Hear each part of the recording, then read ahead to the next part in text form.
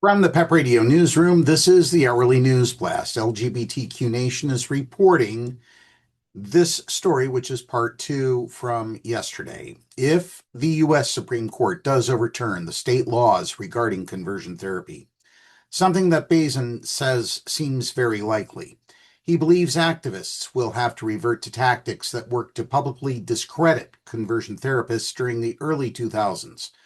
Close monitoring of these groups and increasing visibility and messaging through social media to help expose their leaders as hypocrites who make outrageous and untrue claims that publicly discredit them.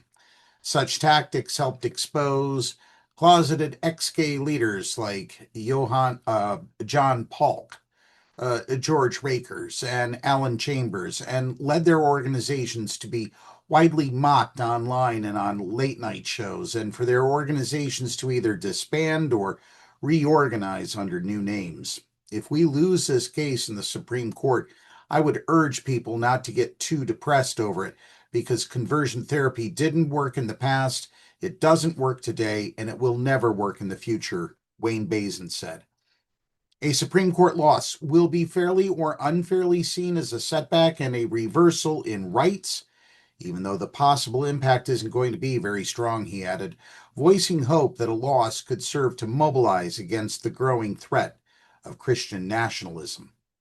Bazin acknowledges that the conversion therapy landscape has changed somewhat with Republicans' national crusade to eradicate trans people out of existence and to legitimize gender exploratory therapy, an anti-trans form of conversion therapy, by encouraging medical and mental health professionals to administer it to trans youth. This is a whole different, much more difficult messaging challenge for our community, and we have not come to a consistent place with it right now, Bazin said, noting that it's an emotionally charged issue involving young people, detransitioners, and an American public that is largely opposed to trans people participating in sports or using restrooms that align with their gender identity. There hasn't been great cohesive messaging on that, but it's going to have to come from some major organizations that have to pull it together, like the National LGBTQ Plus Task Force, the Human Rights Campaign, and GLAAD, he said.